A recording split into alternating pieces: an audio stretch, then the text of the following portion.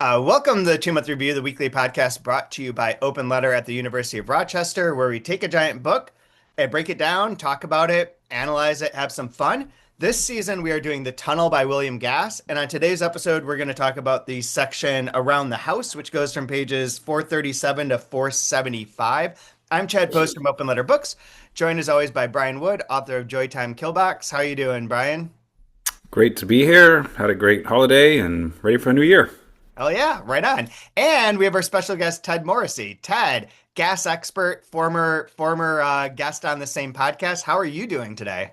Doing good. Been listening to you guys, enjoying it, and glad to be back with you. In fact, I'm going to unzip. It's a little cool in the house, like Oh Gass's yeah. house. But I wore my badly drawn William Gass T-shirt. That's amazing. Yeah, yeah. I That was a love it. birthday present a few years ago. So That's really cool. That's really cool. So you've been listening to these, and I know you said you've enjoyed them and found them entertaining. But you also said that you could answer some questions for us. So I think yeah, maybe we should just start there. Well, and also just FYI for anyone listening, Kaya Straumanis is supposed to join us in a few minutes. If she does, I'm probably not going to introduce her, but you'll hear her voice at some point along here. But what questions did we ask that you can answer? well, no, again, I just have really been enjoying, as I told you before you hit, record or whatever, being a gas guy, it's kind of a lonely business. And so it's just nice to hear other people reading it and enjoying it in parts at least. Yeah. But one thing, and this was just from your most recent episode, Brian, you had mentioned a address that Gass gave at WashU back in Yeah. 1979, and I think what you're referring to is an essay that was then published as On Reading to Oneself, and it's in the hmm William H. Gass Reader. Got Oh, it. Okay. And so, and I think it's probably elsewhere, but I don't know if you guys have looked at the William H. Gass reader, but it's really a great reader. I'm not usually a fan of readers because yeah. Yeah. oftentimes they're published posthumously and some editors picked out stuff and yada, yada. But Gass actually picked everything out, organized it himself, wrote notes for it. It came out posthumously by a few months, but it was ready and was in press or whatever before he passed away. So it's really an interesting. I think he thought of it as his kind of final work of literature or whatever, because he definitely took it seriously and so forth. But the other big thing I was going to mention, and you had talked about this in a couple episodes, then you really got into it. This last episode was Gass's sort of relationship with the academy. He Yes. spent his entire professional career as a university professor, but yet he seems to have, some really negative things to say. And so this might be kind of a long aside. So Go for it. stop me. But you know, and a lot of this you can verify factually. Some of it is me kind of reading the tea leaves or between the lines or however you want to say hmm it. But he got out of the Navy. He got his PhD from Cornell in 1948, and then he taught briefly in Ohio, and then he ended up at Purdue University. Oh, there's Kaya. Magically, Hello, yeah. hello. We're mid-recording. So Perfect. you I haven't was missed summoned. anything. You've only missed me talking, so therefore nothing. Um, so anyway, he ends up at Purdue, and he's talked about this in interviews where when he went to Purdue, they really didn't have a philosophy department because he was, his PhD is in philosophy. And so they had like this weird conglomerate department, like history, philosophy, something else. And he said, on the one hand, it was great because he could really do whatever he wanted. He could teach whatever he wanted. He could, as long as he was publishing something, he was advancing in his career, and he was really interested in fiction. So that's mainly what he was working on. And that was all good. I mean, he was there for 16 years, but I think I mentioned the last time I was on, I think he started to run afoul of certain powers that be at Purdue because he was very outspoken against the Vietnam War, was participating in student demonstrations, against the war, which ruffled a few feathers. And then Willie Masters' Lonesome Wife came out in 1968. And I mentioned that some of my students now won't read Willie Masters because it's pornographic. Yeah. In Gass's time period in 1968, really a lot of people, I mean, you think about the swinging 60s or whatever, but not everybody was swinging in Banned in Lafayette, Singapore. Indiana. That cover is banned in Singapore. That first edition of the book with the boobs. Yeah. Yep. The Borders tried to order it for their Singapore store and it was blocked. This is a So, old so, Elkie th- story. so that kind of brought his teaching at Purdue to an end because there was all sorts of consternation about it. Well, meanwhile, back at the ranch, he had known Stanley Elkin for quite a while. This is Accent Journal, Winter 1958, and this is Gass's first publication. And in this journal, Mrs. Mean, The Triumph of Israel Best is Taught, which became the opening of Omensetter's Log, and then an essay on Henry James, The High Brutality of Good Intentions. And I'm not sure which came first in terms of the connections of all these different folks, but this was University of Illinois Champaign's literary journal. And the story is that they had heard about this guy, Gass, that he was an amazing writer, but he hadn't published anything. So they contacted him, and he supposedly sent them like a box of manuscripts, and they just sort of picked out of it what they wanted to publish. So they picked out these 3 pieces. Well, one of the editors at Accent was a PhD student named Stanley Elkin. And so I think that's where the two first connected. Well, then Elkin actually then got a teaching position at Washington U in St. Louis before he actually finished his doctorate. He was kind of working, writing his dissertation, et cetera. So he ended up at Wash U pretty early. Well, I think he wanted Gass to come there throughout the 60s, but Gass had tenure. He kind of enjoyed his no pressure, teaching position at Purdue. And, he won like Big Ten Teacher of the Year a couple of times. So he was well liked by his students and things like that. Well, then the whole blow up over Willie Masters and the Vietnam War demonstration. So they lured him to come to Washington University, which, it's a gorgeous, I don't know if you've been there. It's a gorgeous campus. It looks like something right out of, Harry Potter or something. But here's the problem. Gass, his PhD is in philosophy, but and he's like this award-winning writer by this time, but yet they don't really have a position for him in the English department because partly he doesn't have a PhD in English. But they don't really have a philosophy position either, but they kind of shoehorn him into the philosophy department just to have him. And the thing is, he doesn't want to teach philosophy in a sort of orthodox way. His MO for teaching philosophy was to teach literature and have his students approach each work of literature via some sort of philosophical paradigm. What would Kant say about this book? What would Descartes say about this book? And that's not what the philosophy department really wanted, They wanted like a dyed-in-the-wool philosophy professor. He didn't write philosophy. He didn't even really write about philosophy. He wrote mainly fiction and essays. He was a regular of the New York, Times Book Review, et cetera, et cetera. So they have this philosophy professor who doesn't want to teach philosophy. And then this famous writer who doesn't want to teach writing because he doesn't like teaching writing because he doesn't want to read bad writing. In fact, he tells a story in one of the interviews that Stanley Elkin died while he was still teaching. And so they asked Gass to step in and take his writing workshop that was in progress. And Gass agreed, because his friend Stanley had passed away. Well, Gass immediately stopped what he was supposed to be doing because he discovered that the student hadn't read anything. And he was like, you can't become writers until you've actually read some stuff. And so he turned the writing workshop class into a literature class. He said, I'll talk to you in my office about your writing, but we're going to talk about literature in this writing workshop class. So that was his kind of attitude.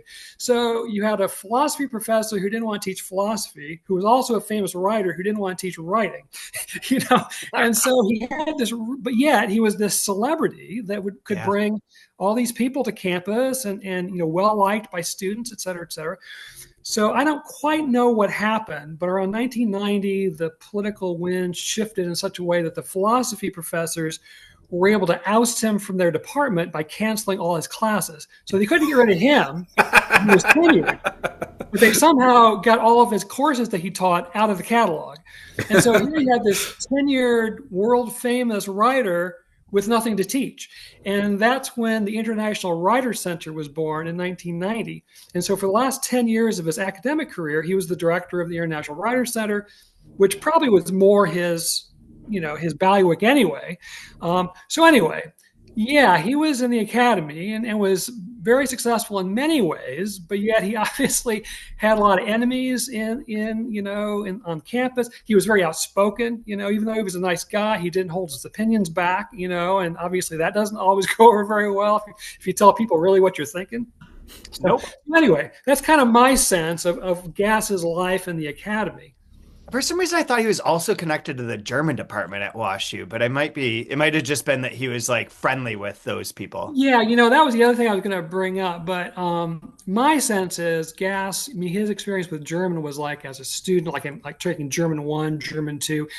And again, this is my surmise. I think he was maybe conversationally adept. I mean, he could go in a restaurant in Munich and order a schnitzel and some beer and ask the waitress how her day was. But he said himself in interviews that he couldn't read German, understand it very easily. So he had a couple of professor friends at WashU who spoke German that he relied on for a lot of his, help in terms of interpreting and translating. But his main, Heide Ziegler, his German friend, who he dedicates reading Rilke to, Yes. because she was so important to him in terms of his translations of Rilke. So, I think he was familiar, but certainly not an expert.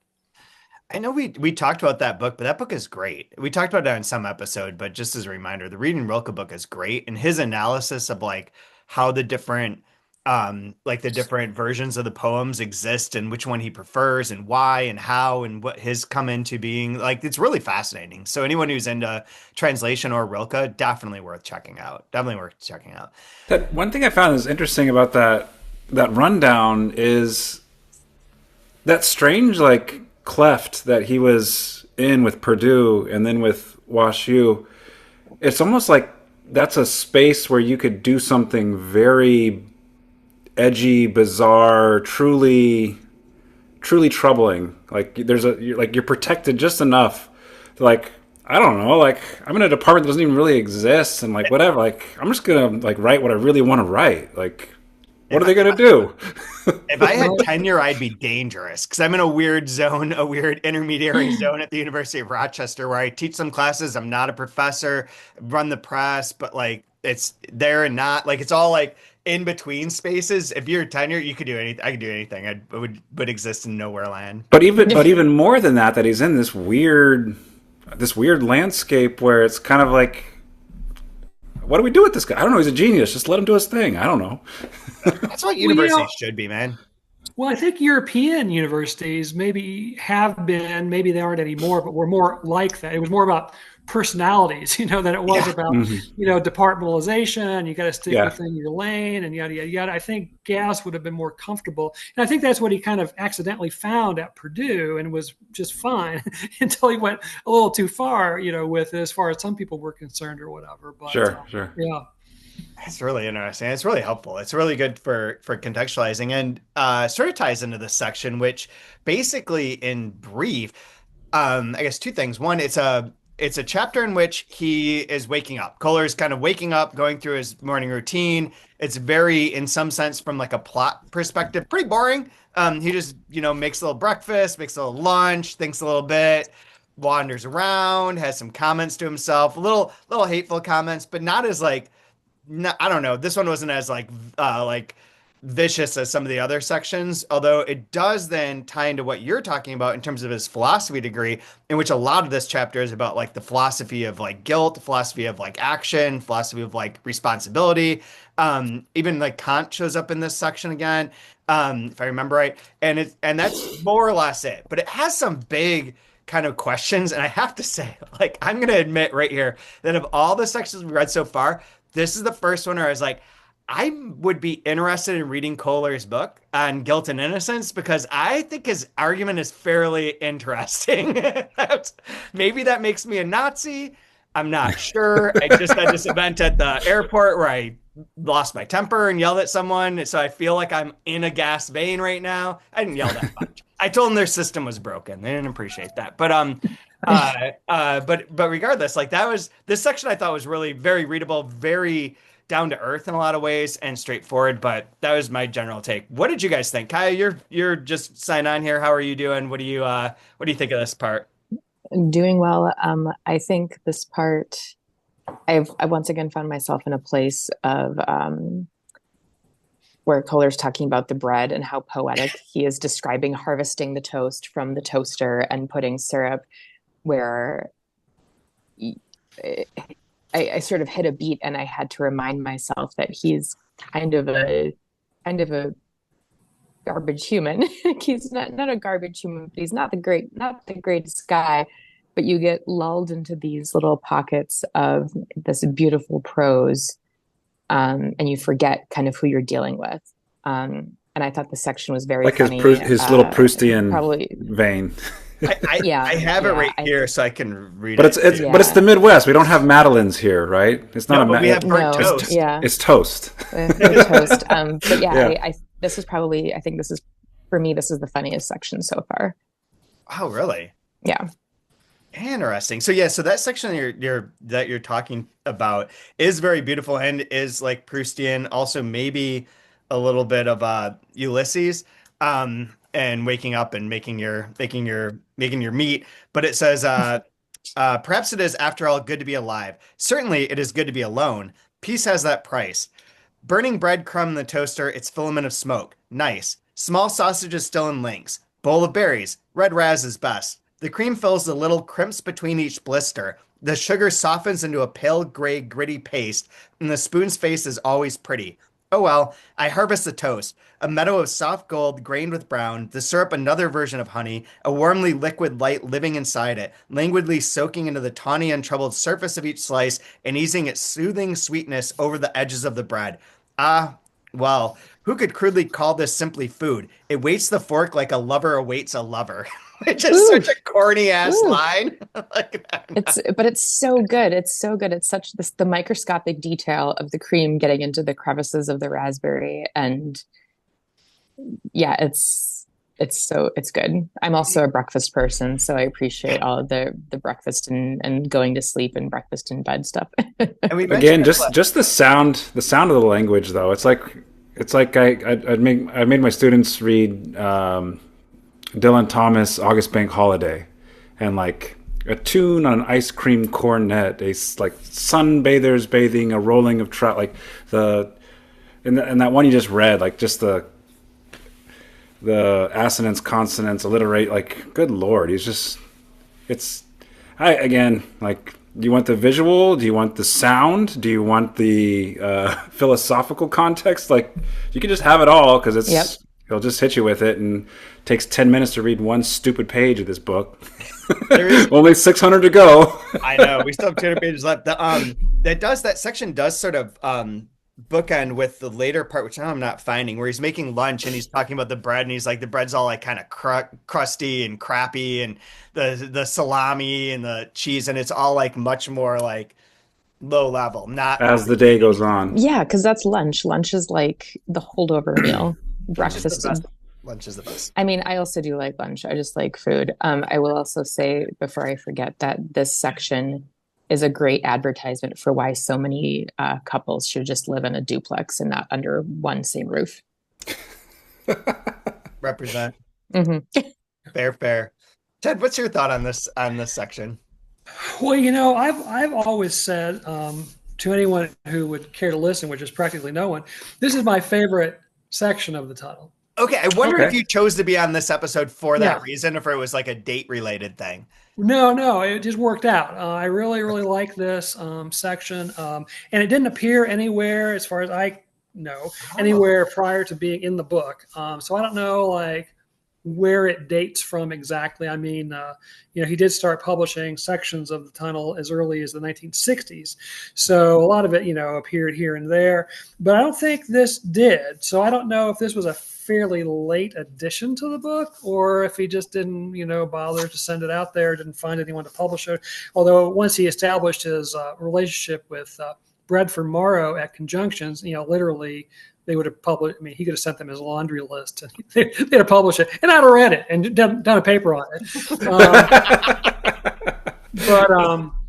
But anyway, I really enjoy this, because on the one hand, I mean, you mentioned Ulysses. I know I keep bringing up, Joyce and Ulysses and all that stuff, but of course he references Joyce specifically a couple times in this section. And it definitely reminds me of that. First of all, it's basically a one day, we don't quite get into the evening too far, but basically it's just a one-day cycle. He gets up, he goes through his morning, he goes through his afternoon, his evening is starting to come on, and so forth. So that's very obviously Ulysses-like, but also just that attention to detail. One of the things that got the little review in trouble was, when Leopold Bloom describes going to, taking a crap, basically writers didn't write about that in 1922, and writers really weren't writing about that again in the 1990s. This goes into a lot of detail about bodily functions and things like that, so gas was, kind of out there in that regard as well. In another episode, Chad, you mentioned the Ulysses episode, which I think you were referring to Proteus, where Stephen Dedalus is on Sandy Mount Strand, and it's this long, 30-some dense pages, and almost nothing happens externally because it's all in Stephen Daedalus' mind. And this, if you look at what happens in this section, it basically, he gets up, he makes breakfast, a little bit later he makes lunch. But, oh my gosh, it just goes on. Most of it is all this internal monologue and remembering and yada, yada, yada.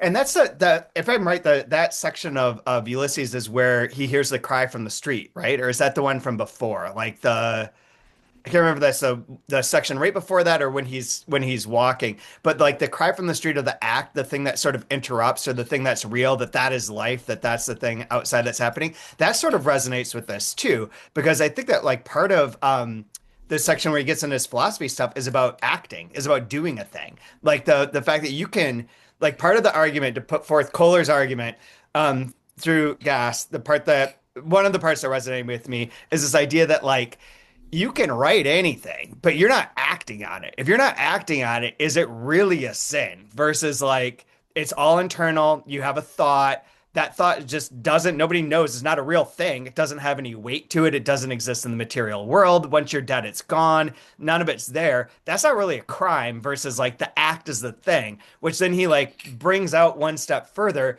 to where he starts to absolve Hitler to some degree, and Himmler and everyone else.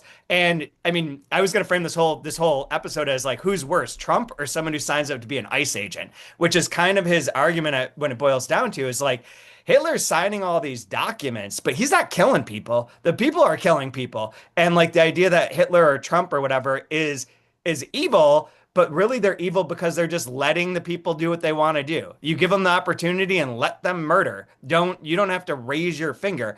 And that then within his complicated narrative becomes like, well, he's less guilty in a sense than the person who like walked you into the gas chamber, because that person did it. He acted. He was the one who impacted life in that direct way, versus like, I don't know, signing an executive order to remove all Somali citizens from Minnesota or whatever Trump's up to today.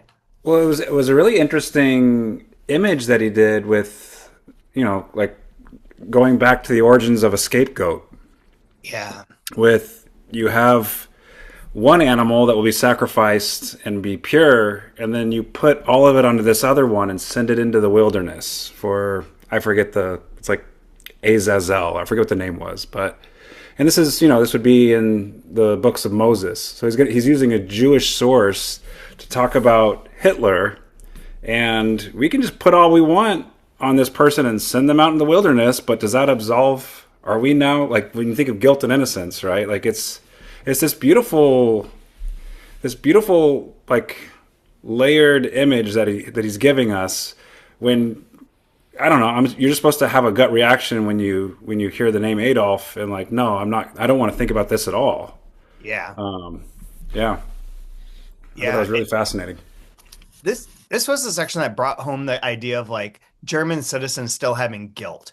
Like for a long time, that comes up a lot, of like trying to like get past the guilt of like what happened in Germany, in their literature and various other things. And I've always thought like, yeah, I get it. But you're far removed, you personally, as like a 20-year-old or whatever, are pretty far removed from this. But at the same time, it's like not that far from someone who was, flipping the switch, so to speak, or doing those things, and those people are in your family. Like this section really hit in a lot of ways for me too. I really enjoyed reading it, and I thought it was pretty funny as well.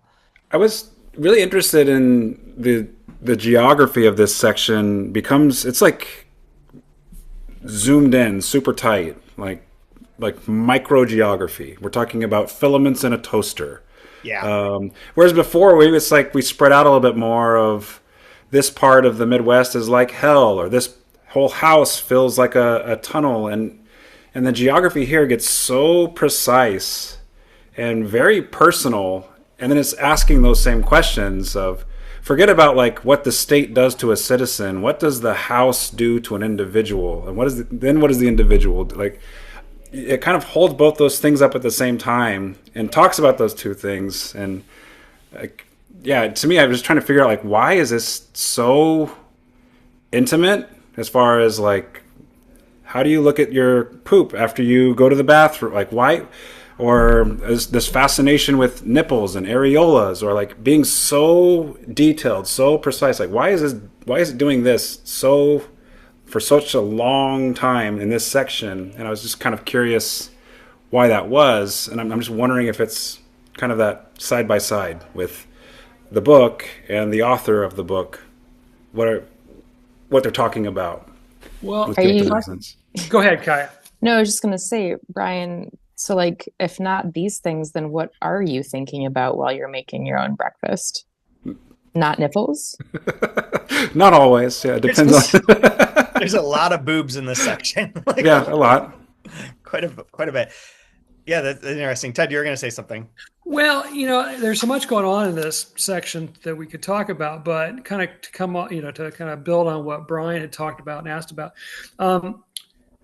I think, when you start reading this section and it gets into such microscopic detail about every little thing that's going on, but then that mirrors his microscopic attention to what's going on in those photos with Hitler and so forth. And then the other thing that happens is really cool in this section is Kohler describes everything in gray tones. The sky is gray. The porch is gray. He looks gray. Martha looks. So he basically turns this into a black and white photo. Black and white photo. Yeah. And so we've got this. And I think the other thing is we've got this really mundane, day in the life of William Kohler. And at the end of the section, he just acknowledges that the kind of people who became Nazis and did all these atrocities were just everyday people too.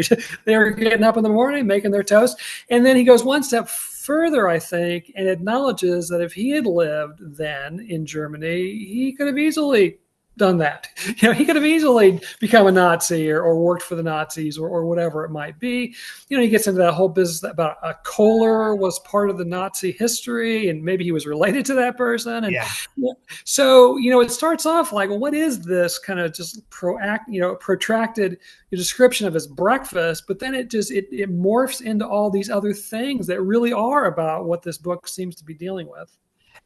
We brought it up several times, but there is a line in the middle of like, why did I marry this woman who prefers baked beans and cream chicken? And he says, well, what I would have seen is myself. And there's a few of those kind of mirror references in here too that we keep going back to of the looking at yourself or seeing yourself in those other people, which ties into what you're saying too. Yeah. And then he actually says some positive things about Martha. Talks about her really laugh. Weirdly negative ones too. But then he talks about her laugh and how he still enjoys hearing her laugh, and so I don't know. It complicates the whole relationship even further. Because obviously 99% of it is like, oh my gosh, why are these people still together? And he compares being married to her as being a prisoner in a concentration camp, and she's like the guard, etc. That's pretty harsh. But then ultimately, he does like her laugh still, so. And isn't there a line somewhere in there where he's like, well, would do all that. I still would talk to you. I still would like have fun, but you don't like have sex anymore. And like, and it sort of blames her. Like he's constantly like acknowledging these things and then pushing the blame towards her. The one part that I liked related to like the insults for her was where he's like, she doesn't even eat that much. So why is she getting so fat? Like, what is happening? What a weird compliment. I don't know if that's a compliment. Not a compliment, backhanded compliment. It's not even backhanded. It's not even really anything. Yeah. No good. Well, I think all those things also, if even loosely, tie into the question of villainy. And that's something that I had in my notes. And we texted about it last night about, like essentially what turns a person. Is it, and now I'm thinking like, does it start with breakfast? Like what makes you get up in the day and eat a piece of toast and then choose violence? Is it your breakfast? Is it your childhood? Did you not sleep well? Is it, an experience you had in college? Like what, all the questions surrounding that, and then whether or not someone can be blamed, like to what level can you blame someone personally for the villainous choices that they make? And I guess it doesn't go so much into the marriage aspect, but I think even for that, I mean, he blames Martha for things, but I think he blames himself for things just as much. I think he finds some culpability in himself, right? Yeah, I think so too. Yeah, so much of, and listening to your episodes, I've really been rethinking about all of this, and it occurs to me that, not to get too far ahead of ourselves here in terms of the chronology of the book, but ultimately, spoiler alert, Kohler doesn't ever do anything too awful. I mean, he doesn't go out and murder someone, or doesn't rape someone or whatever. I mean, all of the bad Kohler stuff is going on in his head. And quite honestly, we all can do that to a certain degree, right? I mean, whether you're, yelling at the TSA person at the airport or it wasn't a TSA. Oh, I wouldn't do that. I'm not. It was a parking lot attendant. I'm not going to go into any detail, but I mean, I think we all have like thoughts that if they suddenly were shared with the world, we would not be very proud of, Yeah. But it's that difference. I know Freud has kind of fallen on hard times in psychological circles, but the whole idea of the superego and the id and the ego and all that stuff. I mean, basically, what Gass gives us is Kohler's id, and luckily he does have a fairly functional superego, to keep that id in check, right? And he did count Gass did Freud's interpretation of dreams as one of his literary pillars. So he obviously read Freud carefully and thought he was pretty influential on his way of viewing the world and that kind of thing. So I think we kind of see that. I think we kind of have a window into Kohler's id. And luckily, most of the time, he doesn't really act on those horrible thoughts that he's having. Mm-hmm. Yeah. There is like when you say that, like not doing something horrible, I just hit the part where, as I was flipping through my notes, where he says the thing about, what would it be like to have sex with Martha again? Like, I can't even conceive of that scenario. What am I going to do? Like tie her up and like basically rape her? And it's like, I wouldn't even do that. Like he does think those, like you're saying, like gets right to like the worst sort of thoughts. But then again, he's super ineffectual and like seemingly like not super respected among his like peers. And has that kind of like downtrodden, like this is one of those books where I think like if you pull back from his voice for a second and see him from afar, he's just like this fat professor diddling around in his house, making shitty sandwiches, thinking like these thoughts that are like grandiose in his mind. His wife doesn't really care for him. His kids aren't really around that much. His students probably don't listen to him much at all. No one wants to have sex with him. He's just like ineffectual and just like circling this house like kind of dodderingly, and I find that very funny. Like I love there's that. There's a very short line in here where he even questions like, is there going to be any educational utility to this work I'm doing? You know what I mean? Like he's even starting to question like, I'm finishing this thing up. Like I don't even know if this is any good or if it's going to be of use to anybody. Yeah. Isn't that all the part meaningless. where there's like a mini line where he's like, well, all we do is think about death and like and that'll keep us going sort of idea, but I can't find that now. I might not have actually underlined it. Well, I know last time I was with you all, I talked about the parallels between William Gass, the person, and William Kohler, the fictional character. And obviously there's a lot of overlap, yet there's luckily some distinct differences. But I think, again, I don't believe that Gass thought it was going to take him almost 30 years to write this book. But ultimately, there is this interesting parallel because Kohler's been working on his book for like 30 years. And at one point in this section, again, I'm having a hard time putting my finger on anything, even though it's all marked up as if that was going to do me some good. Same. But he talks about how he at least is willing to write about this stuff. Kohler is willing to write about Nazism and trying to understand what led to it and the German people who succumbed to it, then that's more than what his colleagues will do.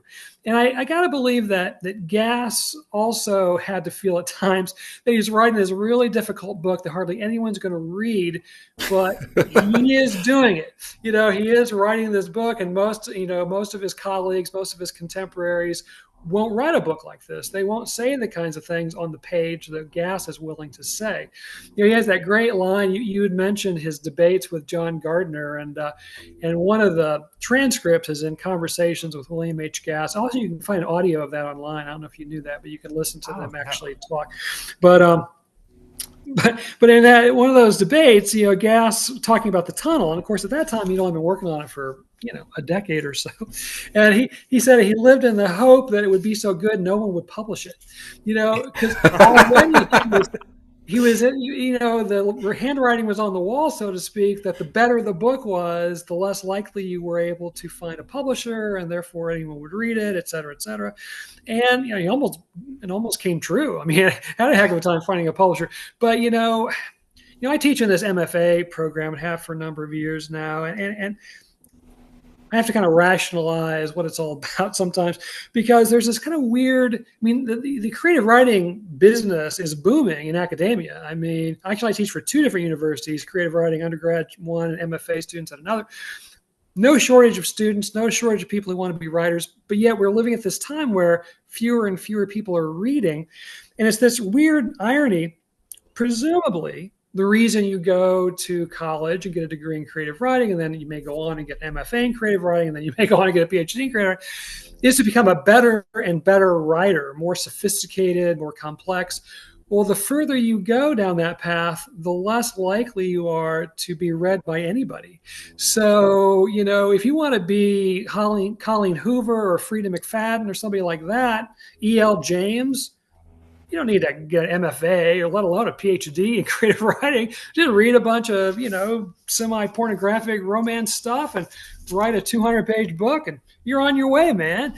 And so it's this weird disconnect between all these people who want to be writers by getting degrees, but yet the better we make them, the less likely they are to have a meaningful career as a writer. There's also like a weird, I don't know if I brought this up before, but I'll bring it up a million times, book by W. David Marks called Blank Space. And part of his arguments about the devolution or the stagnancy of culture is that the values have shifted from making something that's like really artistic and complicated and that to being something that's enormously popular. That like it's always people have wanted fame and wanted money out of their art for a long time. That's nothing new. But now the only judgment is how many clicks did it get? How many sales did it have? Therefore it is good. And that sort of arrangement for like MFA students, I don't teach an MFA. We don't have an MFA at Rochester, and I would never, because I'm not a creative writer. But like the students in my classes that are in the creative writing program seem to be of that vein of like, oh, I want to write something that like everyone will read. You can reach everyone through the internet. I want it to be popular, like E.L. James, like the Colleen Hoover, like that technique. So I assume MFA courses, you can speak to this, Brian, because you do teach in one as well, continue to like pursue that more complex, like high-minded, well-crafted literature stuff. But at the same time, we have a culture that's like not interested in that, that's interested in the Taylor Swifts of the world. And like who is the most popular of everything is the one you should be paying attention to. And that's so contrary to this book. One other thing, and then I'll let you guys talk. When you say like he may have outwritten his time for this to be published to a point, that's super true. And it hit me in this section where there's one bit that has a little metafictional nod where it's like, what is this? Everyone has a different interpretation. It's just, where are your birds? Where are mine? This is just words on a page. It's a complex question or a simple riddle with a complex answer sort of thing, and has that little moment. If this had come out 10, 15 years earlier, it would have been at the heyday of that moment. And this seems like it would have fit, 1975 better than 1996 or whatever. Like it would have landed in a different way. But that's, I would say publish it just a little bit later with the War on Terror would have been Chef's Kiss. Hell yeah. Like 2003, 2004. But again, like I was thinking about, like if you take Bush, and we can look at Bush as an innocent character, and then he's surrounded by Rumsfeld and Cheney and Powell and people that get their hooks in them, and it's like, who's evil in this? Well, all of them, of course. The answer is all of them, right? Yeah. But and like now we have enough time where you can rinse it and repeat it, and it can place it on something else and parallel to it, and it works again. But it falls within there too in terms of like the 9/11 attacks, like who did it versus who orchestrates it. Yep. Idea. I don't know, man. I don't know what Brian's experience is like, but I rarely have. I mean, for the last couple of years, my main thing I've been doing is directing thesis projects. And I rarely have like dyed-in-the-wool literary writers. It's almost all fantasy, chick lit, so which is fine. Again, look good for them because they might actually sell a few books someday. But when I first started teaching in the program, I thought, oh my gosh, I'm going to turn all these guys into James Joyce or Virginia Woolf or whatever. And it's like, they don't want to be. They want to be James Patterson, not James Joyce. And I wasn't really prepared for that when I first started. I've had to kind of adjust my sense of who my students are and what they need out of the program and that kind of thing. It's interesting. We talk about this book like not having a lot of readers. This book has sold over its lifetime well over like 40,000 copies, which is enormous for like a book of this nature. Maybe not that many. Maybe it's closer to 20, 25, but still like that's a lot. Like that's a significant amount. But I think you're right. Like people want to write fantasy to be able to sell. Sure. There's having the book and there's reading the book. Yeah, no worries on that. No, but like when they have like that Kindle data of how many they can track how many pages somebody that downloads it, what they've actually read. Unless you really like it, it's going to really be tough to get past like 60 pages in this book if it's. It really is supposed to. I think that first part really does try and put you off. Like if this is your first chapter, I think more people read this book or get further along.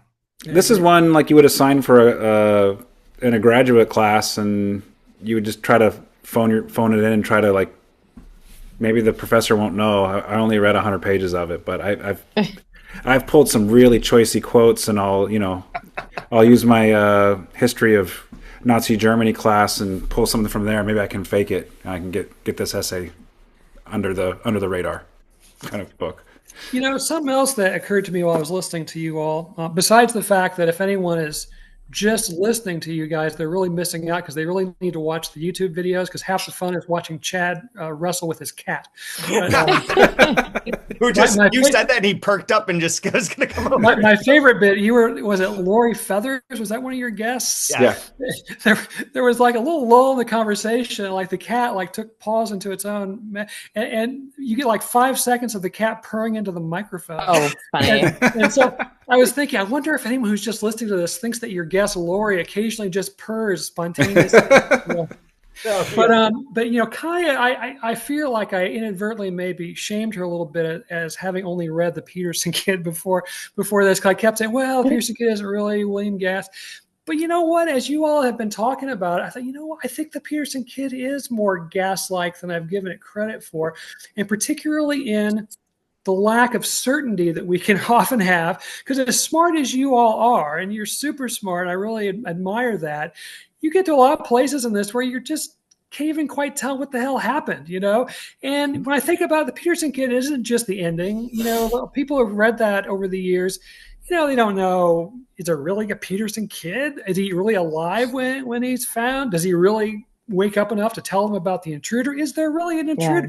Yeah. There are a lot of, in my mind, there hadn't been a lot of question marks, but I do know that a lot of people who read that question a lot of the things that happen. I'll tell you this aspect of Gass really came home to roost. In 2024, I gave a paper at the American Literature Association conference where I made my case for Cartesian Sonata and other novellas being the Gass work. Well, a couple weeks after that, I get an email from this guy in Greece who is under contract to translate Cartesian Sonata and other novellas into Greek. And he wanted to know if I would just kind of like over the summer kind of work with him on certain passages that he was a little bit fuzzy on. I was obviously happy to do it. So I know 3 or 4 times that summer, he would send me these emails with these passages from those novellas where he thought he kind of knew what was going on, but he wasn't 100% sure. And I'd read it oftentimes and usually be like, yeah, hey, you got it. But sometimes I'd read it and go, hell, I don't really know what's going on there either. You're supposed to be the freaking expert. It's almost like I'm practically like getting a brain bleed trying to figure out these sentences. So I can tell this translator how he maybe should try to translate them into Greek. And it worked out. I mean, and I was honest with him if I was a little bit dubious of my certainty or whatever. But I think there is that weird gas thing where on the one hand it can be very, very meticulous and very clear, but yet in the very next sentence or the next paragraph, you're kind of scratching your head like, what is he even talking about here, or what just happened here? It's an interesting dichotomy in the way that he approaches his work. I was going to ask, do you think that also feeds into what we keep referring to as the unreliable narrator? I mean, the Peterson kid, it's an unreliable narrator. Olive Tunnel is unreliable, and us not understanding or thinking we don't understand what's going on. I mean, that seems like that could be an unreliable narrator's biggest win. Yeah. One of the reasons it seems like I'm not answering your question, but I promise I'll get there in a minute or two. First, you shame me over the Peterson kid, and now you're not answering my questions. One of the reasons that Gass said he didn't like writing philosophy or teaching philosophy in a more orthodox way was because so many philosophers they like prided themselves on being unclear, and he didn't want to be that way. He wanted to be clear in his writing and in his prose, and he normally is. But he still gets into some really complex ideas. So I think he usually is trying to be clear, but sometimes, you get into ideas that are so complicated that there's only so much clarity you can bring to them. And then I'm going to pair that with another Gassism, which I really find fascinating as a creative writer.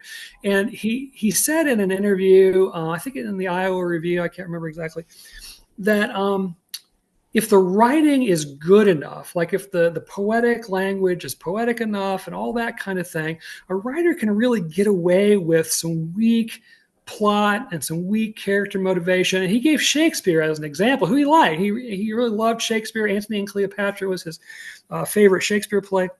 But he said, if you really get down to brass tacks with Shakespeare, a lot of his plots are kind of shaky and character motivation doesn't make a lot of sense. If what is up with Iago? I mean, but Shakespeare gets away with it because the writing is so good. And I think Gass applies that theory to a lot of his fiction where he doesn't care if it completely lines up. I know, like you all have talked about, well, the years, they don't really quite make sense. When was Kohler in Germany? Then how old can he be in this part? That doesn't quite add up. And I don't think Gass worried too much about the lack of perfect alignment because he was going to wow us with the language and he was going to, draw us in with that. So to get back to Kaya's question, I don't know if it's so much an unreliable narrator or if it is, maybe it's a deliberately unreliable narrator in the sense that Gass was more concerned about the quality of the language than making sure that all these little bits and pieces of the narrative lined up chronologically, etc. So we're over here hemming and hawing over, or I am over the unreliability, and he's rolling over going, the prose, damn it. Move on, just stop. Well, for me, it's very reminiscent. I know he mentions Moby Dick a couple times in this passage, but for me, it's like Melville and like Nabokov, where they're stylists, and I don't really care what's going on. It is gorgeous, and it's them, and it's so stylized. It doesn't matter. Mm-hmm. Even like reading a paragraph from this section and really like getting it and like getting like the perspective or what's happening there, what he's pointing to without having to fully articulate it. That moment is like transcendent in a lot of ways. That's like the best reading, and like doesn't matter what's happening at all. It is that style and the ability to like create that world and that consciousness that I think is really, really interesting. There's so many good lines in this section, guys. I like looked through, I have like 14 marked as like line of the week. And I just kept doing it from beginning to end. But related, I don't know what other topics anyone wanted to bring up. I did find this came up on Reddit. There's a William Gass subreddit, or Bill Gass subreddit that I've subscribed to and have posted about this in there like once. But there's this line that someone's reading through the tunnel for the first time. I hope they're listening to this podcast, which would be amazing. If you are, like, shouts to you. But they said they're reading through the tunnel the first time. They're confused by it. They have about 100 pages left. They're confused by the PDP symbol, so on and so forth. And he finds an interview, and I think that you guys might just appreciate this quote from Gass that's in this Reddit post. It says, "I'm not a book collector. I don't have a lot of valuable or rare books. I'm a book accumulator. I need the text and I want the books. Of course, a rare book is nice to have, but what I have is a working library. That's incredibly important to me. I like being surrounded by books. After many years of accumulating books, I can go to my own library and choose the books I need. Oddly, I don't use a library very much anymore because I have my own. We spend a lot of our income on books. Sometimes they come in crates, 100 at a time. They're all bought on speculation, in a sense, because we don't know when we'll use them. I picked up a book once on histology. It had all these anatomical drawings in it, and it sat around for 20 years. I never used it until I wanted a certain design for the tunnel, and there it was, a cross-section of the rectum. I put it in at the end of the book. I just never know when I'm going to want these things or how odd it will be when I do. I'll keep any book, even if it's a chemistry note or textbook." Well, and I've been to his house a couple times, and yeah, 25. Mary estimates some 25,000 books in their house, and he wrote at this desk, this huge desk, but it's literally like surrounded, like every side is like shelving, just filled with books. And then the walls around his work area filled with books, room after room filled with books. And Mary is an architect, so I think she was instrumental in figuring out how to make all these built-in bookcases to house all these books or whatever. It's just, and they're kind of organized, like this section is the French authors, and this section is the German authors, et cetera, but really amazing. And then I had this kind of almost like religious experience going there for the first time. And I wanted to take a picture there. And Mary, who's super nice, very, very compliant with all my various requests about, answering questions about this and that. She actually discouraged me from taking a picture there. She said, it's kind of a sacred space, and I really don't want it used as a memorabilia, like a tourist kind of thing. She didn't say that, but that was kind of and I totally respected that, but yeah, it's a very interesting space where he did his work, and he talks about, he and William Gaddis and Arthur Miller went to the Soviet Union together as like this cultural, I don't know if it was an exchange or what a trio. Wow. Yeah. Wow. But they got, at one point they got to take a tour of Dostoevsky's apartment, in St. Petersburg. And Gass actually isn't a fan of Dostoevsky, but Gaddis was a huge fan of Dostoevsky. So he talks about Gaddis having like this almost religious experience as they're going through Dostoevsky's apartment. And then when they get to the desk where Dostoevsky wrote Crime and Punishment, etc., Gaddis was almost overwhelmed with emotion. And Gass kept wanting to be flippant and say kind of sarcastic things. And Mary, fortunately, was with him, and she'd keep squeezing his arm to prevent him from saying anything. He was going to find regrettable later, But he talked about how he didn't have that same feeling about Dostoevsky, but clearly Gaddis was completely overwhelmed. And that's kind of how I felt when I went to his writing den in St. Louis. One thing I remember John O'Brien telling me that he and Sorrentino had talked about Dostoevsky with the takeaway that there's nothing you can learn about writing from reading Dostoevsky. So to back up Gass's like disinterest. Yeah. But I just thought of this idea that would be a very Nathan Fielder moment is someone should build a fake office of Kohler's, like Kohler's office as described in this book, and have like tourist visits there, which would be pretty reprehensible and an odd thing to like keep and maintain, but would fit within like Nathan For You, definitely. Would there be a hidden tunnel in it? Be a hidden tunnel. Lots of pictures that you don't want to own. No. One last quick aside with that quote that you had mentioned about a cross section of an anus. My wife is in the title for this episode, by the way. Yeah. There we go. My wife is in medicine, and she was telling me she was always kind of like a weird thing that like really shaped her mind and reframed her mind about how to think about the human body is that we're a giant skin tunnel. Yeah. Because we have the skin of our bodies, and it curves into the skin of our mouths, It goes all the way through your entire body, and it comes out the anus, the skin again. And so from top to bottom, we're just like this worm it's a skin tube. That Yeah. water, And we that have water and we toy. have other stuff inside of it. But when thinking about that cross section and we've been thinking about tunnels, we've been thinking about her mentioning that. So like what you put in and what comes out, it's like it's going to touch every part of your body. That's anatomically what we are two skin mouths. It was just like, ew, you guys are gross. What's wrong with you? Tell Katie she's ruined being human for me. Yeah. Oh man. So So the other lines, other things you guys wanted to bring up from this particular section? Yes, I want to say, put it on record that I took it very personally at the mention of the non-existent Uncle Bolt again, where we were like 200, 300 pages further on, and all of a sudden he's like, oh yeah, that guy. Wonder what he would be up to if he were real. I got very mad. Like how Uncle Bolt is your hill to die on your Rubicon or Yeah, something. I really liked Uncle Bolt.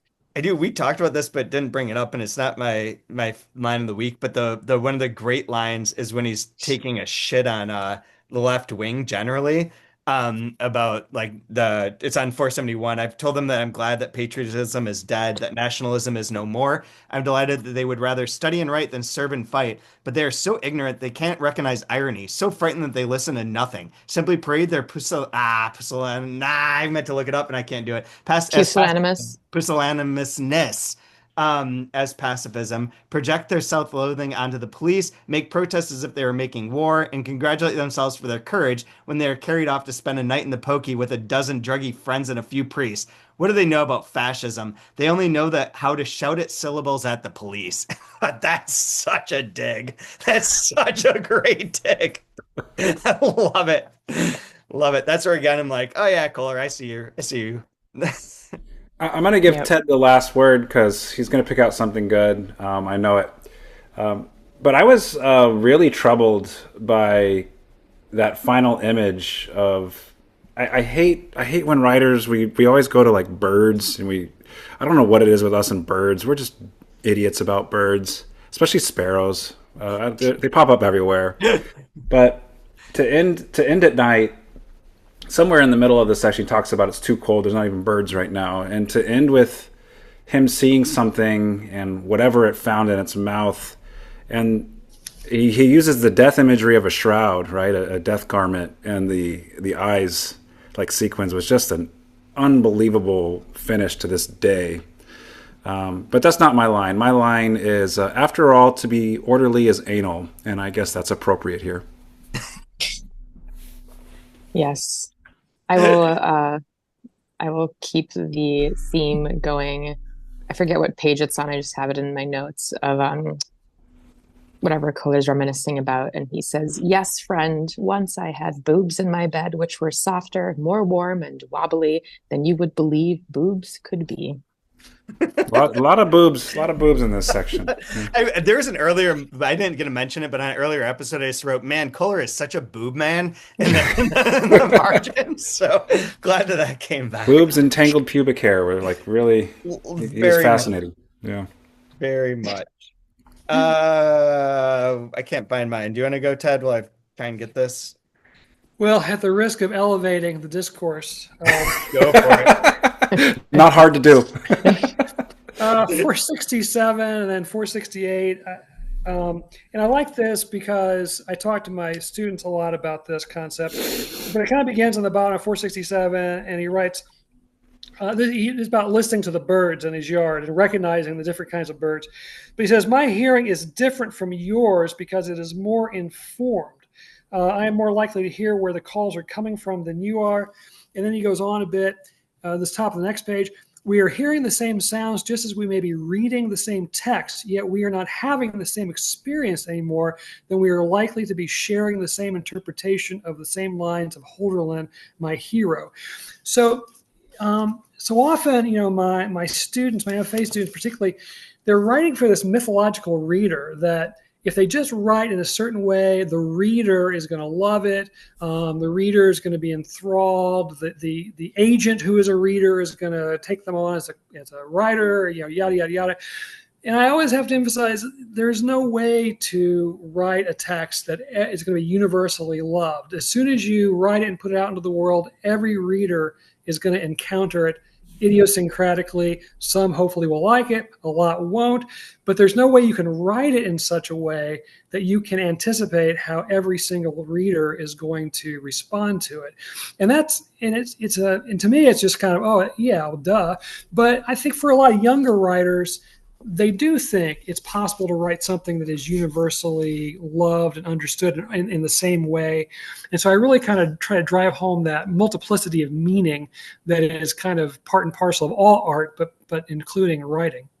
Absolutely. And absolutely true with this book, which is, raises a lot of questions. Reminds me that we used to make fun of the phrase that Kirkus Reviews would use a lot, where it's like, this book is not for everyone. And you're like, what the fuck book is? Like, what are we doing here? Like, it's weird. It would be boring if it was. Yeah. So it'd be Dr. Seuss. Mine's from 470. I have to invent my friends and make them into enemies so as not to be bored. It's a good note to leave on. So anyway, so that's it for this week. Next week we'll go on to Susu. I approach you in my dreams, which goes from page 475 to, thought I had this ready, but you'd be wrong. 430 or 530 something, 533. So I don't know, like 60-page section. We'll be back with that. For now, have a good start to your new year if you're listening to this when it comes out. And thank you, Todd, again for coming by. And I think you're on again later in the season, so you can help us bring this all home because your knowledge is invaluable. Yeah. All right. Well, thank you. It's super helpful and it's super good that you've listened to it and helped us stay the course or answer those questions that we don't know the answers to. So thank you again so much. As I say, you've helped me rethink the book too. So you guys did an incredible job as well. we're just blundering our way through every so often finding a nut like a blind squirrel or whatever the phrase is. So there we are. Okay, till next week. You can follow us, you can find us, you can rate and review, all that fun stuff. You know where to go. So have a good time and enjoy the year.